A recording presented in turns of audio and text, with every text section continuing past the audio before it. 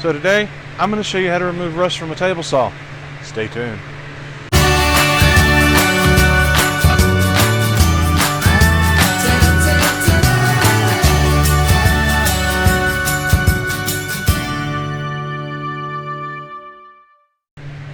Hi guys, for those of you who don't know, my name is Michael and I am the woodworker for MK Designs. And today I was going to work more on the wine rack video and hopefully get it put out soon, but again I'm running behind on it.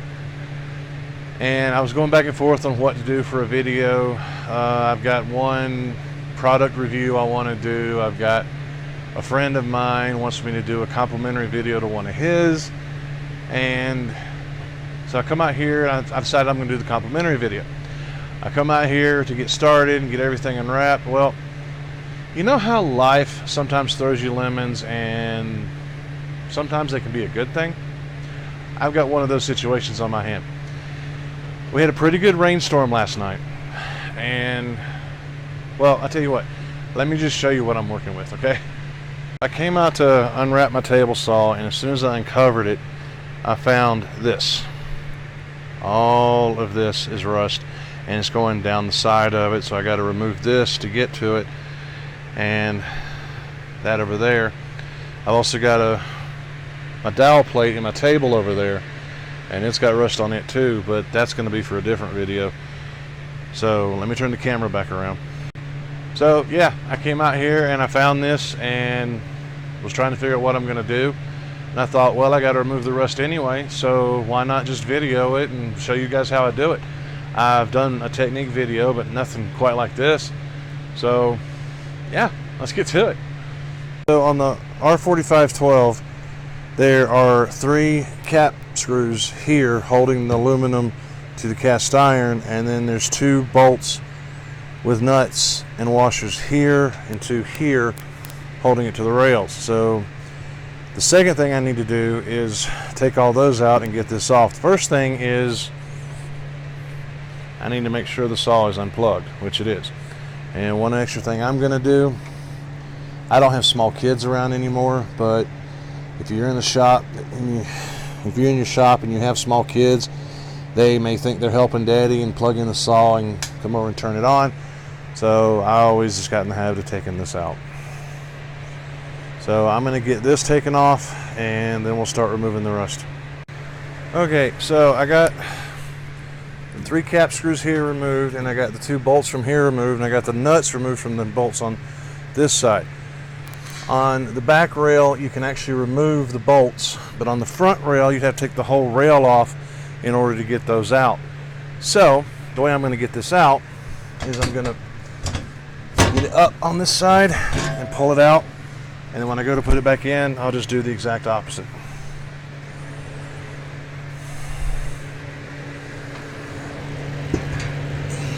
So now that I've got that off, I can look here, see how bad it is. It's actually not as bad as I thought it was going to be.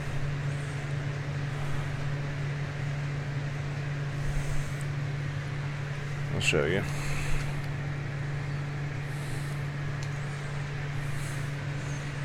So if you can see that, it's not near as bad as I thought it was going to be. But I still want to work on it and get it taken off, so that's our next step. Okay, so I've got this 600 grit wet dry sandpaper and mineral spirits, and the paper's already cut to fit my sanding block here. And there's a lot of things out there that claim they can be used to do this job, but in all honesty, most of them are extremely flexible, and I'll get more into detail on that later. But you want a solid block, solid sanding block, that way you don't run the risk of gouging your cast iron, and you get an even sand on it when you do it. And it's not quite the right size, so it's a little too big. let me just do this. Tuck it up in there.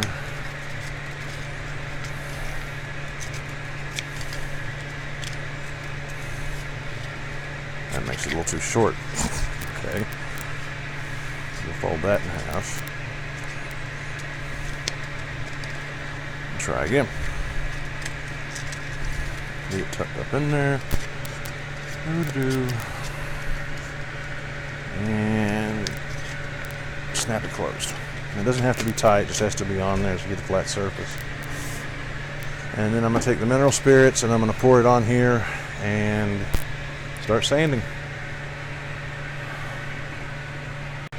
So, like I said, I'm just going to take the mineral spirits, lock my fan here, just pour it on. Some people use WD-40 for this part, and some people will actually wind up using WD-40 for the after treatment, but I've got something better, and I'll explain that when I get to it. But you just take the sandpaper and just start sanding, and it's going to turn into a nasty looking black slurry.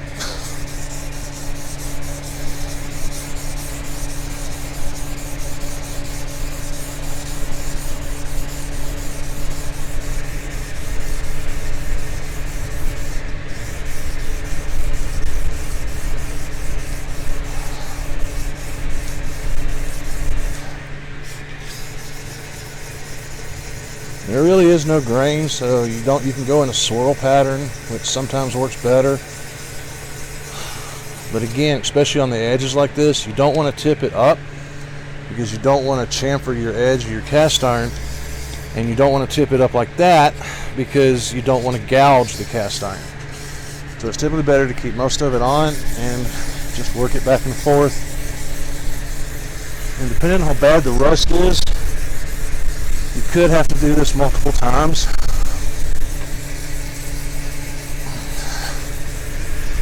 I don't think this one was too bad, it just looked worse than it was.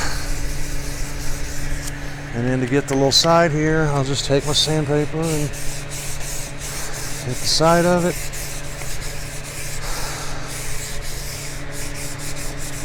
And I get my edge.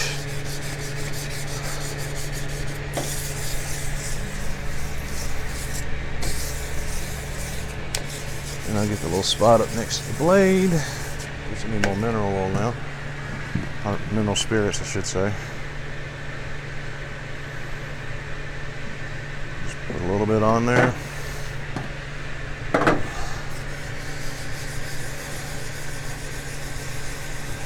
And just work it around. And then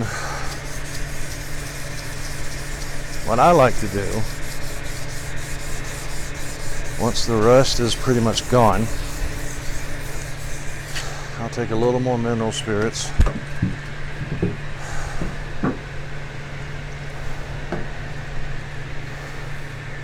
I'll even do this part even though I didn't have to sand any of it. And then I'll just take long strokes.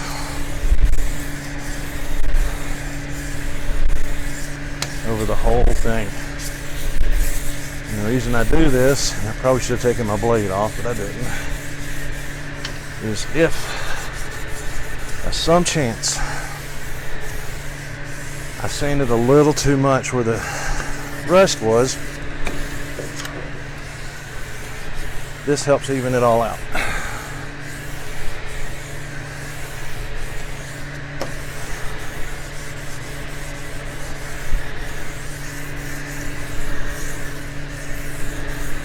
Now, take a paper towel, wipe up all the mineral spirits and the sludge and see what we got.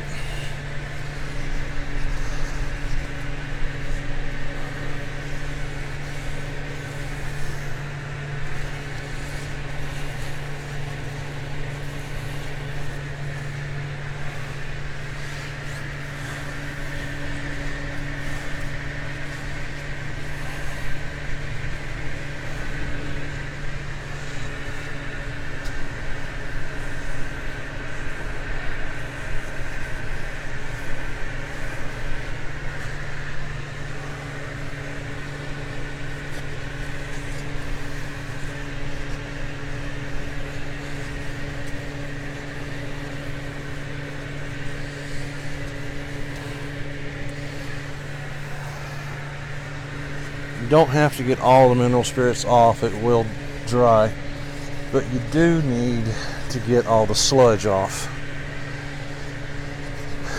And if after the mineral spirits dries you see a little more sludge, take a rag, put some mineral spirits on it, wipe it off before you put your protectant on it. I like to clean off my rails while I'm here at it also. Just it's easier to do it now. Then I'll take the camera off the stand. And that's what we got.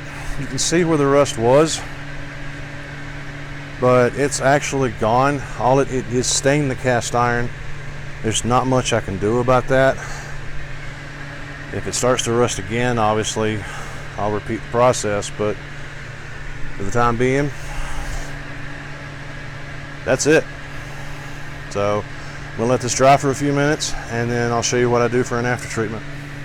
So the first thing I like to do after it's all dry, let it dry for about 10-15 minutes, and first thing I like to do is take a clean rag and just wipe over it, try and get all the residue off, as much of it as I can anyway. And it's already pretty slick, and a lot of people may feel like they could just stop at this point and be good, and you would be good until it got moisture on it again. Then it would rust again. You have to do something to prevent it. Now let me back up just a second. I got lucky because I caught this right away. It just happened overnight last night, and I was able to get out here today and get to it.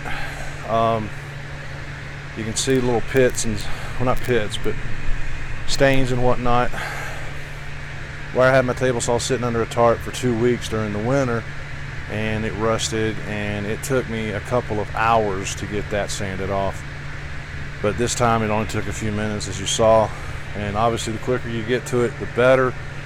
Easier it is on you, and the bit more likely you're going to get it all off. It's still going to stain, just the nature of cast iron, but all the rust is out. It's not going to rust anymore. You're good. So anyway, like I was saying, you need to protect it. What a lot of people will use is they will use wax, and wax is fine. Only thing is you need to remove it every time before you reapply it. Otherwise it builds up a layer, and you don't want that. Some people use WD-40. WD-40 works okay, but it's not really a protectant.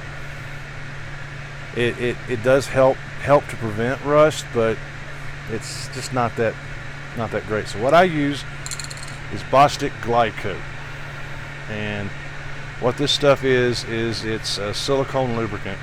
I think it's silicone. Someone can correct me out there if I'm wrong, but I think it's silicone.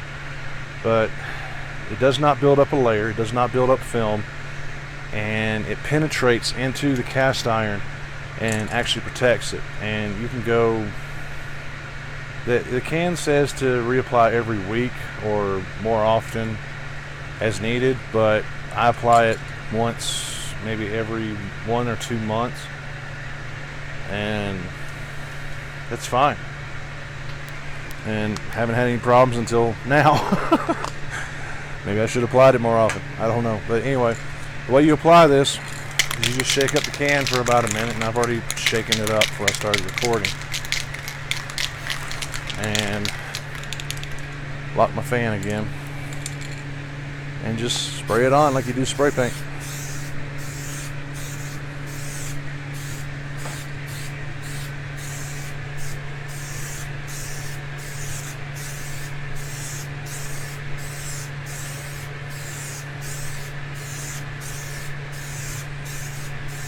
And you can see it already starting to turn white.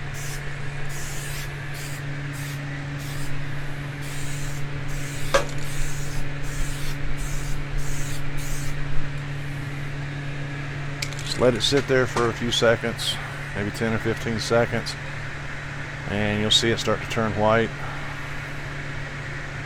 And once it does that, you just simply buff it out.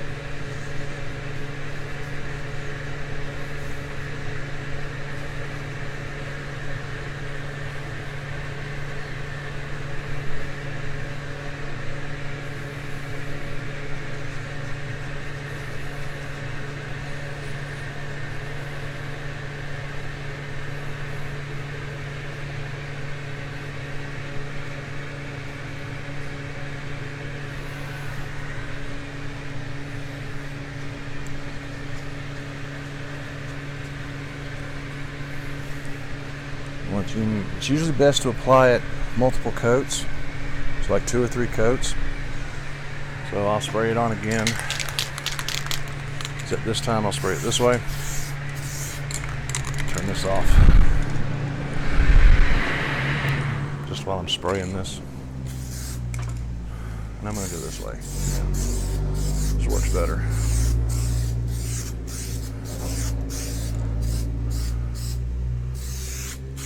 It's okay if you get this on your blade. They have another stuff called blade coat that you put on your blades after you clean them. I think it's pretty much the same stuff.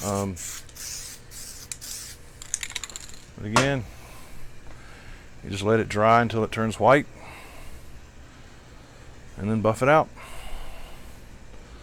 2 coats is usually about all I do. And let me get this buffed out real quick.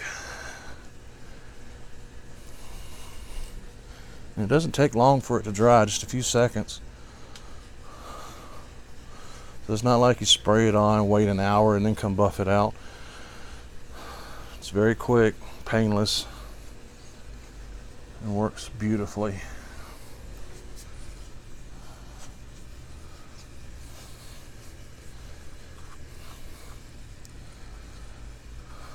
And I mean, you can feel the difference. It's just slick as can be.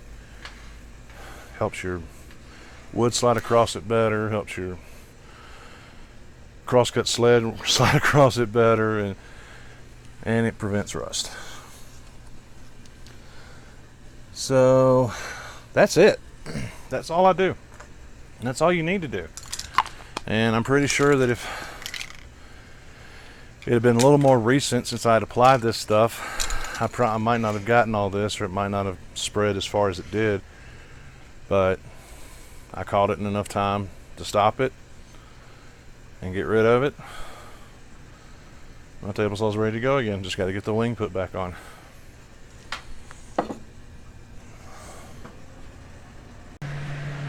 Anyway, guys, yeah, that's it. That's all there is to it. I mean, it's really not that much work. I mean, everybody seems to think that it is, and it's a big hassle. Nobody wants to get rust on the table saw. Nobody. But it's easy to get off. I mean, obviously, if it had been worse, or if I had waited any longer, it might have taken a little more elbow grease, but that's all it is elbow grease. I mean, yeah, when I went to put the wing back on, I had to get it level and flush and everything, but that's a different subject for another video on another day. Excuse me.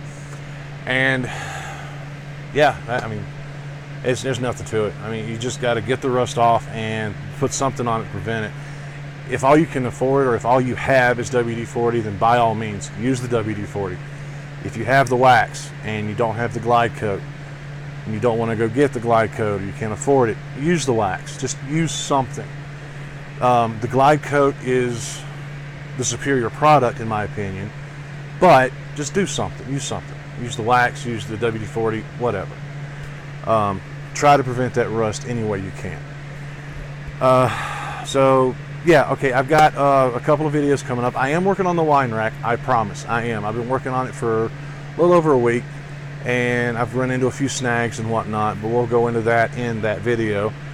I've got a product review video that I'm wanting to do. Long story short, a company on Facebook has this product, and to me, it looked like a gimmick, so I called it out. It looks like a gimmick. And I think I kind of offended them a little bit. Sorry about that, but it is what it is. And they wound up sending me a free sample of this product for me to review. I don't know if they know I have a YouTube channel or not, but I'm going to do a product review on it. I'm going to give an honest review, my honest opinion on it, and I'm going to put it on YouTube for you guys.